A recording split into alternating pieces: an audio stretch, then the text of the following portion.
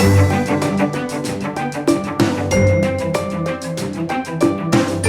a data scientist by training. Used to run data science monetization at Foursquare, and before that, I was the first data scientist in residence at Andreessen Horowitz. The company I now run is the Data Incubator, which I founded. It's a Cornell Tech-backed data science education company, and we have offices in New York, DC, and SF. We do data science training for corporates who are looking to have a customized in-house data science training offering. And we also help companies with their data science hiring. My role at AIG, Michael, was about fundamentally helping reshape the role of human and machine intelligence in decision-making across sales, underwriting, and claims. So in that capacity, I had the privilege of building what is among the first few C-suite data science functions at a mature large firm spanning the globe. Here at BCG, at the Boston Consulting Group, I'm working in particular with the insurance practice, but generally across industries with the specific intent of building some IP in the space of analytics as a service. And if you think about the traditional construct of many of the high-end strategy consulting firms, they tend to be much more oriented toward defined engagements that are time-bound and more people-intensive. My aspiration in joining BCG is to help them develop some intellectual property through analytics as a service. I think we need to start this conversation with some background about the insurance industry to give us context around how data science is used. So maybe, Murli, share with us about the insurance industry and what do we need to know in the context of data science? Certainly. The core challenge for the insurance sector is similar to some of financial services. In insurance, you're trying to predict your cost of goods sold at the point of sale. So getting that right is absolutely critical in your ability to achieve margins down the road. And so anything and everything that you can do to understand that at its core will give you a significant competitive advantage. Now, if you zoom out from that problem statement, in general, there's many similarities in insurance and other industries around the role of data science and machine learning in augmenting human intelligence in making better decisions, more structured, granular, sophisticated, consistent decisions in sales and marketing, as well as in pricing and underwriting and in claims, which is a significant part of the fulfillment of the promise that insurance carriers make to their customers. You know, what we call data science today is really part of a long history of the application of mathematics and computing to industry, right? So when I joined the industry and I started my world in finance at Wall Street, and back then we used to call these jobs quant roles. And you would, figure out how to trade in capital markets, make predictions about which way the stock price would move. And I think what we've seen is that the tools and the technologies that have been used there were then sort of really adopted in Silicon Valley, really turbocharged, frankly, made actually much more usable. And then the cost of computing made it so that you could apply this not just to a few select problems on Wall Street, but all over Main Street, all over the rest of the financial services industry. If we zoom out, as Michael was just describing, can you talk about some of the similarities between data science in the insurance industry and other non-insurance data science applications as well, since it seems there are a lot of commonalities there? Most certainly. The first big dissimilarity, so to speak, about when comparing insurance to other sectors is that the role of the actuarial profession dates back to the early days when insurance was actually created as a sector. So the role of analytics in insurance has largely been driven by the actuarial function, which brings a certain set of nuanced competencies and capabilities that are relevant to insurance. The challenge has been that if you were to think about the broader role that data science could play, in particular in the world that we live in today in insurance, you can actually fundamentally reshape human judgment when it comes to sales, when it comes to underwriting judgment, and even when it comes to claims through the lens of data and technology in ways that might not have been feasible 10, 12, 15 years ago. The similarity lies in the fact that much like many other sectors, in insurance, you've got a sales or distribution channel.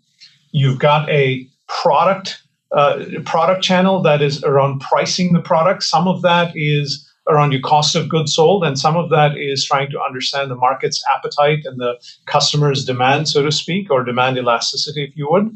And last but not the least, you've got the fulfillment of that promise that you've made that is very, very data rich. So if you break down that value chain to its core elements, there are similarities to other sectors. Now, the difference could be that if you think about healthcare, for instance, healthcare is much more of a transaction data-rich industry, perhaps compared to insurance, because you're engaging with the customers on a very consistent basis, just as you are in financial services, in banking and credit cards and such. So the difference perhaps between insurance and these other sectors is, while certainly getting your cost of goods sold right early on is absolutely critical, you're not necessarily as data rich, as transaction data rich as some other sectors are. Right, but you see this with retail. You see this, through the smartphone, and we were doing a lot of that when I was at Foursquare, trying to make that retail brick and mortar experience a bit more digital through your smartphone. And you see this all over the place. And I think that that's going to be a major driver of sort of a lot of consumer electronics that you're going to see coming up. Is the need for companies to have data is going to drive a lot of those interactions onto smartphones, tablets, wearables. And to build on what you just said, Michael, if you were to contextualize that to insurance, where I see the big leap in innovation happening in the next 2 to 3 years is around this notion of making much more granular, real-time decisions on the basis of machine learning, and by really defining data not just in the traditional internal structured terms, but thinking of it in 4 quadrants: internal and external on one dimension, and structured and unstructured on the other dimension.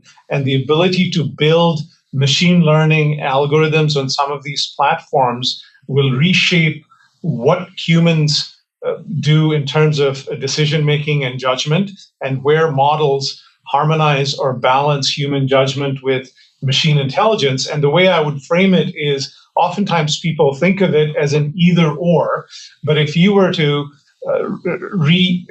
paraphrase sort of machine intelligence as nothing but the collective experience of the institution manifested through some data, what it does is brings more consistency and granularity to decision making. That's not to say that it would obviate the role of human judgment completely, but it is to say that that balance, that harmony should and will look dramatically different 2 years, 3 years from now than it has for the last decade and before that. The next big step change that I see for the sector as a whole is evolving from a predictor of risk to an actual risk partner that can actually mitigate outcomes through the power of real-time insights. The most obvious example of that is the role that sensors can play in providing real-time feedback to drivers of vehicles in a way that hopefully reduces risky driving and mitigates the likelihood of accidents. And to me, that is the true power of data science in insurance. And the beauty of that is, not only does it mitigate accidents from happening, or adverse events from happening, but what it does in doing so is reduces the cost of insurance and expands the reach of insurance to a much broader population, both in the developed and developing world. And to me, that's a beautiful thing if you think about society having a much higher level of financial protection across every aspect of our lives. If we think about what's new in data science, that is, why is data science different from, how does data science expand upon things like the actuarial tradition, like statisticians, the quants of yore? I think it really does kind of come down to this idea that, one, we're using not just structured data, so it's not just SQL queries anymore, but it's semi-structured and unstructured data. And how do you start handling things when they don't come in nice tables that you can load into Excel or that you can put into SQL? Right? That we are also in a world where data is much larger, right? You mentioned telematics. If you're taking a reading off of every car every second, that's a lot of numbers you got to store. And that's a lot There's a very different paradigm for computation. And you start having to think about how do you store this data? How do you deal with data now that's stored across multiple computers? How do you think about computation in that context? And then, of course, the last thing is always this idea around sort of real-time data, right? I think that analytics has historically been, you might call it kind of a batch process. Run it once, generate a report, show it to people, you're done. Now it's a continuous process. You run it, you have to instantly find the latest trends, put that into production so that you can, adapt to that in an intelligent way, and then do that again the next hour, the next minute. And that's kind of where competition is driving you, right? And if you look at sort of what Silicon Valley has been doing, it is very much, your server is constantly learning from user behavior and then able to adjust how it interacts with users in a way that, to borrow their expression, delights the user. And I think that we're sort of seeing that traditional companies, that is non-sort of tech-based companies, are having to kind of emulate that kind of level of customer service and satisfaction. And I think a lot of that comes down to sort of big data and being able to have a team that's capable of understanding how to manipulate this new type of data faster, more data, different kinds of data in a world that's rapidly evolving. That's right, Michael. If you think about the historic definition of transactional data in healthcare and banking, we know that that's been at the core of how they think about analytics for quite a while now. Traditionally, most of insurance has not had that version.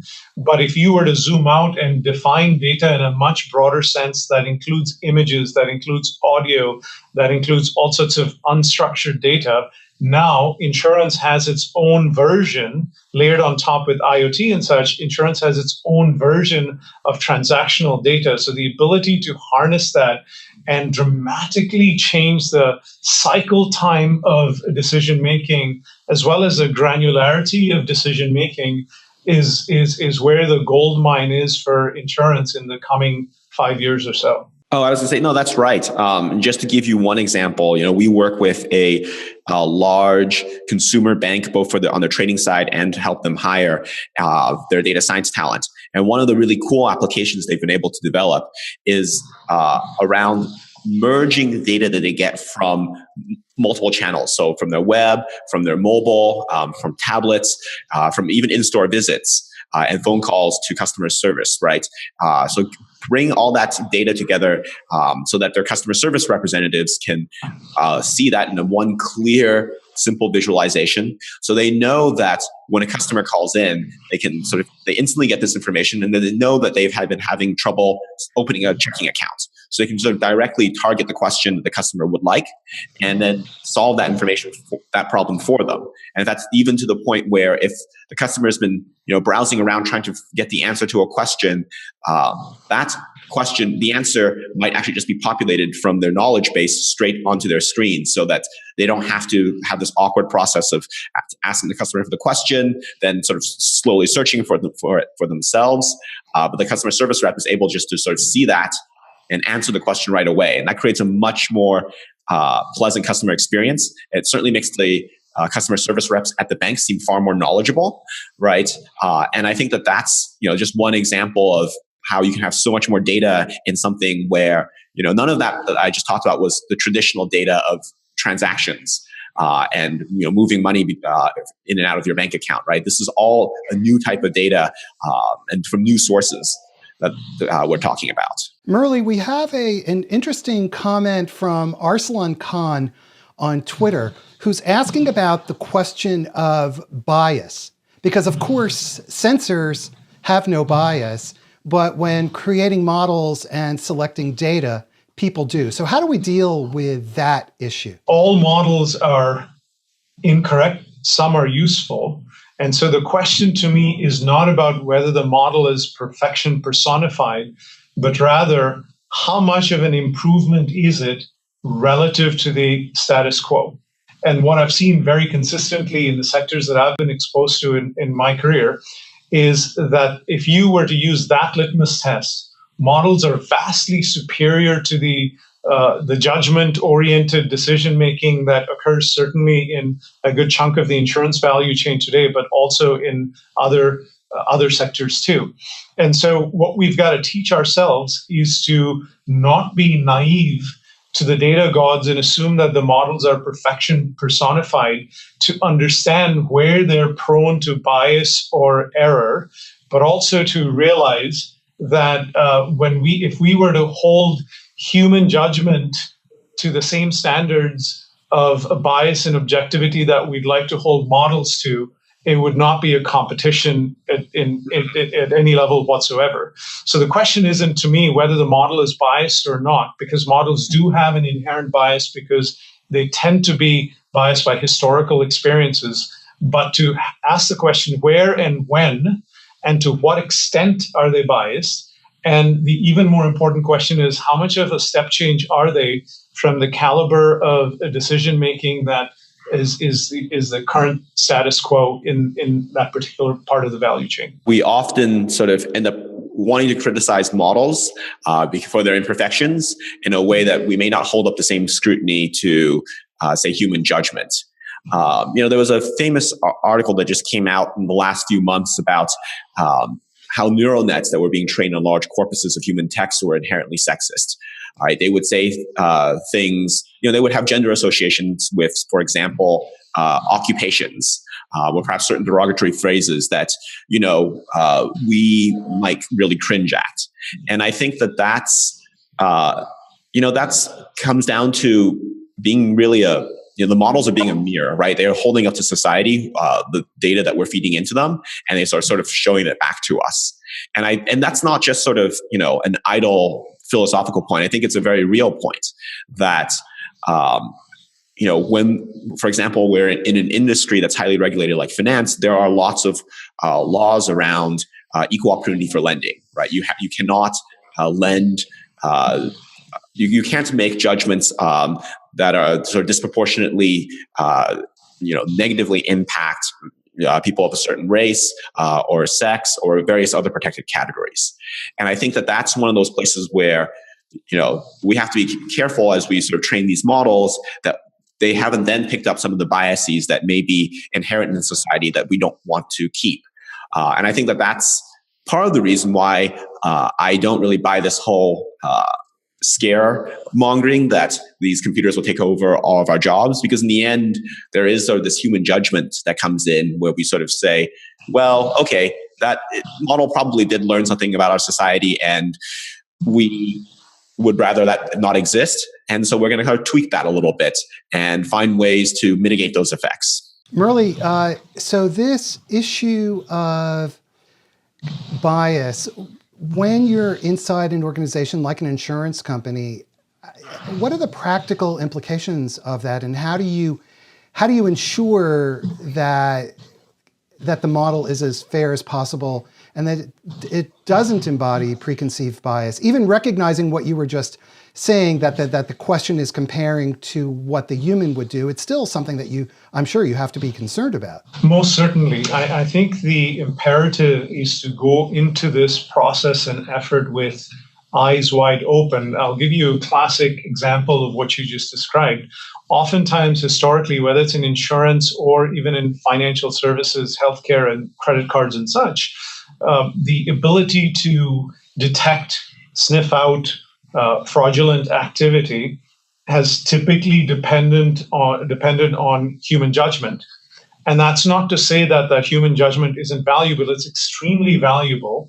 However, when you then try to augment that human intelligence with machine intelligence, effectively what you are doing is actually sort of propagating a little bit of the historic bias that the human judgment has had, because you're using historic data to be able to predict future fraud based on human judgment in the past. So the way to break that cycle is twofold. Frankly, when you do use algorithms, it'll tease out noise in human judgment, and the beauty of noise in human judgment is that it truly is noise, and it's very inconsistent. And models have that ability to overcome that inconsistency in judgment in the past, which is actually a very good thing.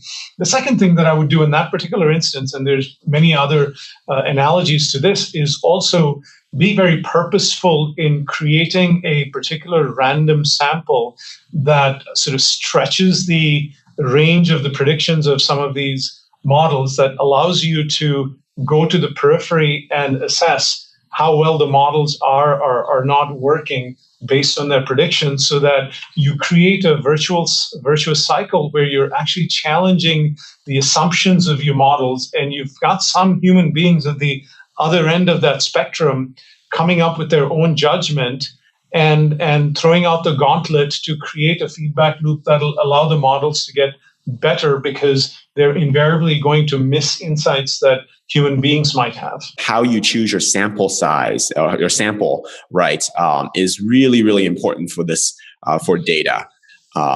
And just to cite an example from my old field of being a quant, I think we all sort of know about the 2008 financial crisis, and how if you train a bunch of models on the bull years, that those models may not apply very well in a situation that's a bear year, right?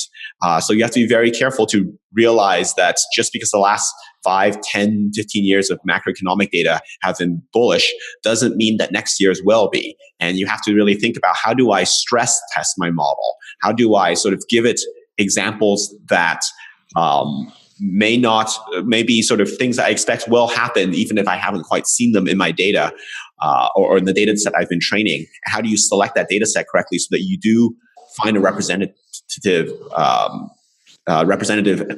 elements so that your data set isn't horribly biased and therefore giving you a badly biased model? That's right, Michael. And I think the secret that you and I know quite well, that perhaps is not more widely understood, is that there's quite a bit of art in the science of data science.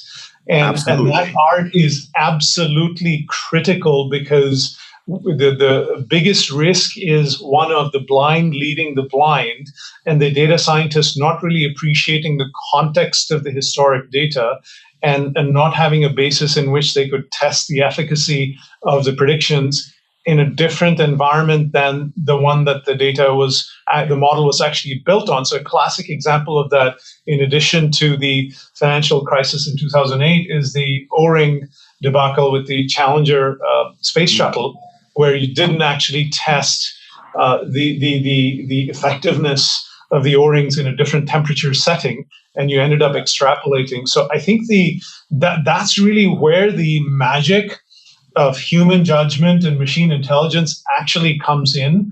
And so, as important as the science of the data science is, the art of the data science is perhaps equally and sometimes even more critical, depending on the consequences of your errors in prediction, whether they're false positives or false negatives.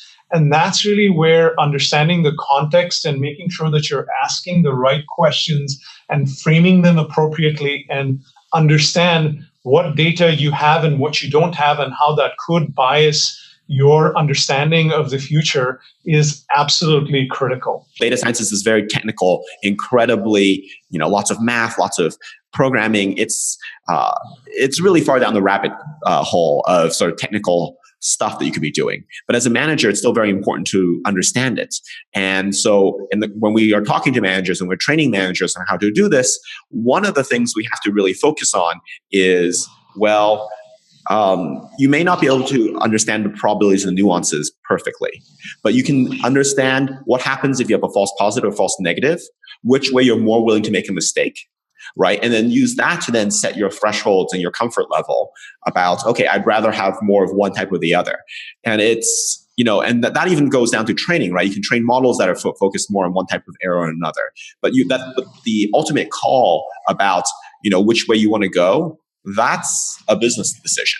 And, and that's why it's such an important lesson for business people to know about this distinction between false positives and false negatives. That's right, Michael, which is why I get very excited about the notion of really pairing data scientists with economists or business analysts who can really sort of shape the context of how those models are built, because you've got issues around stability, and you've got issues around the standard deviation of some of your predictions and noise in your predictions perhaps being higher in certain segments. You've got issues around trade-offs that you make between false positives and false negatives. And depending on the context in which you operate, you value that dramatically differently. And if you do value that dramatically differently, that difference should actually be reflected in the art of the choices that you make in practicing data science. The art of understanding how do those priors, those assumptions that I'm making, how does that impact the data science? And how is that the results that come out of these models,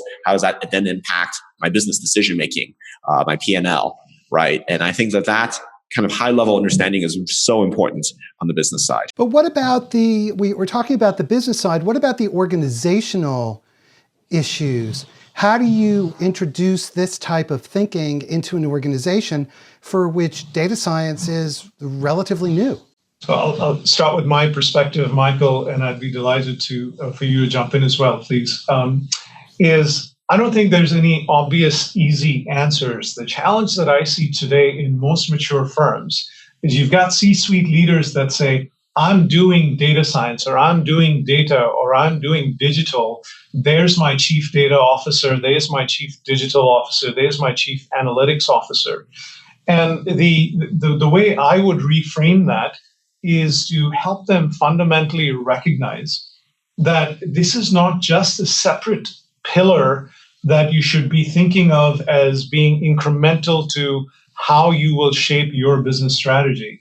These competencies are in the very near future, or in fact, even in the here and now, in effect, the mitochondria that will shape the energy and the life that your firm will have in terms of its sustainability in a world of data and tech-driven disruption.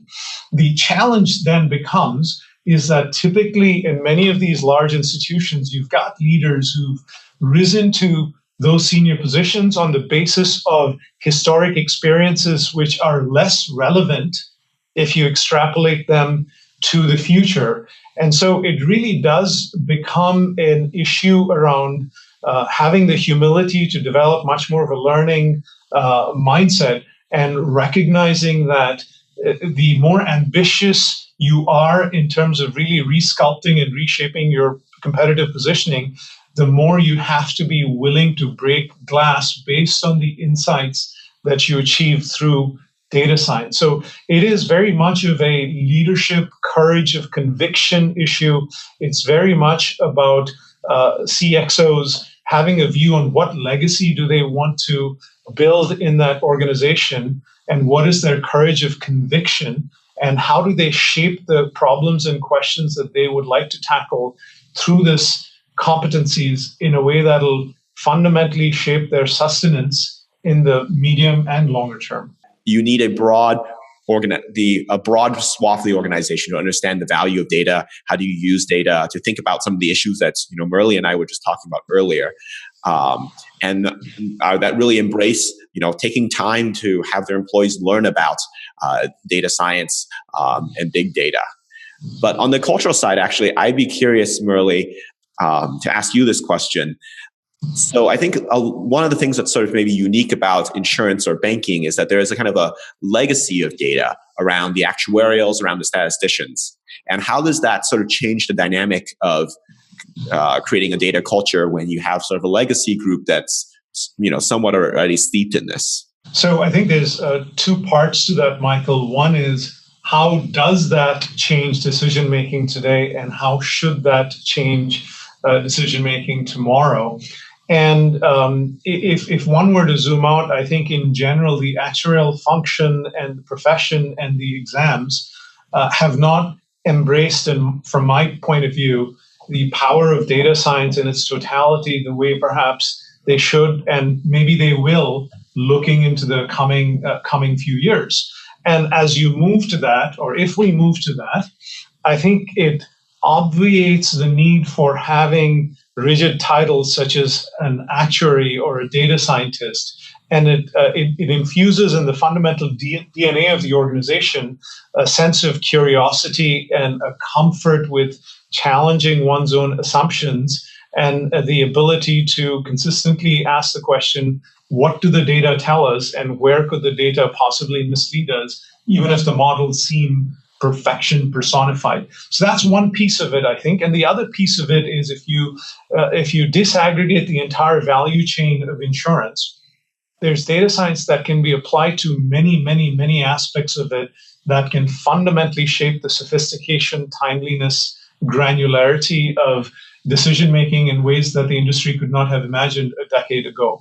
And so to me, the role of data science is very, very widespread, even if one were to dodge the traditional domain of the actuarial sciences. Where I'm hoping the industry is going to head toward is, rather than sort of have this mindset of creating rigid silos or pillars, see that the competencies are interchangeable and they're one and the same.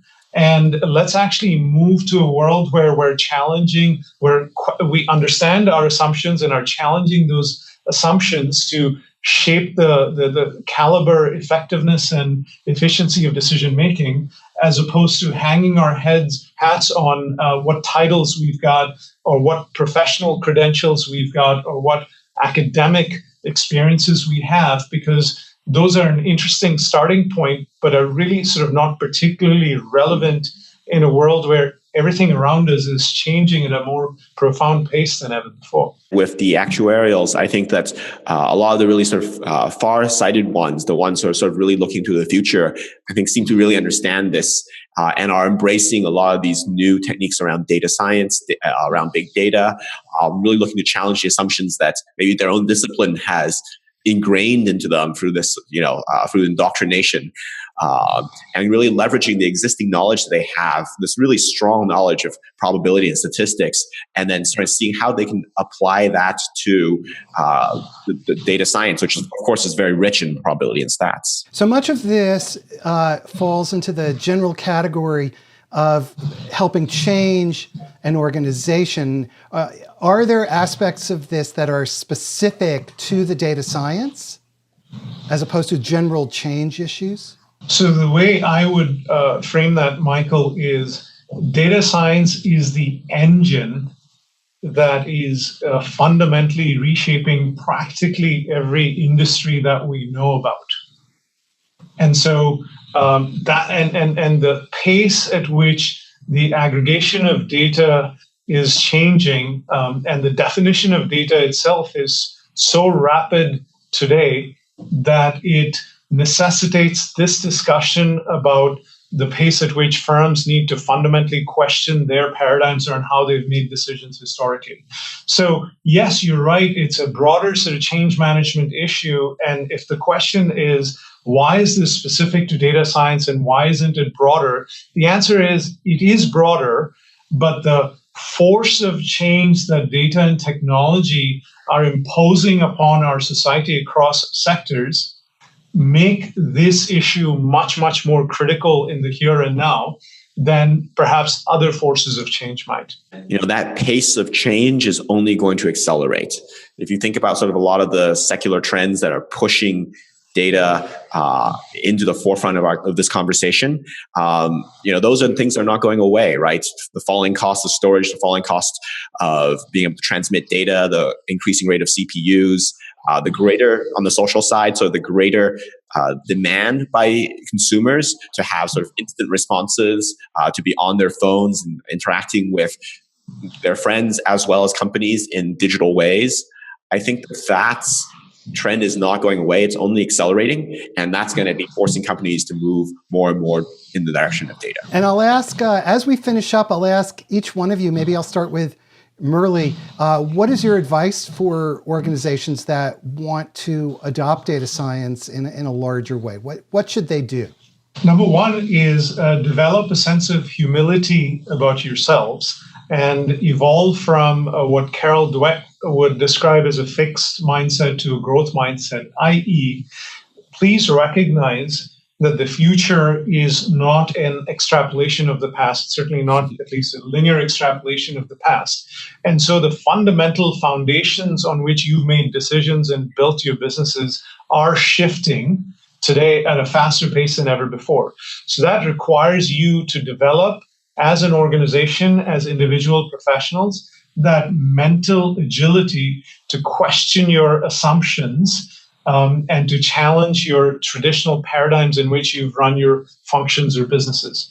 So the first critical aspect of that is to develop that curiosity and ask questions around the art of the possible by drawing from learnings that you have around innovation across sectors and across fields. It kind of comes down to two basic first steps, right? First step, get the data, collect it, store it, what have you. Second step is find the talent that's necessary to deal with the data, manipulate the data, be able to come up with actionable insights from that data. And if you can do both those things, then I think you will have at least taken the first few steps in the direction of building a data-driven culture. Okay. Well, thank you so much. This has been a very interesting show. We've been talking about the ins and outs of data science, and I want to thank our guests, Michael Lee, who is the CEO of the Data Incubator, and Murli Buluswar, who is the former Chief Science Officer at AIG, and currently is working with Boston Consulting Group. Thanks so much, everybody. You've been watching episode number 259 of CXOTalk, and we will see you next time. Bye-bye.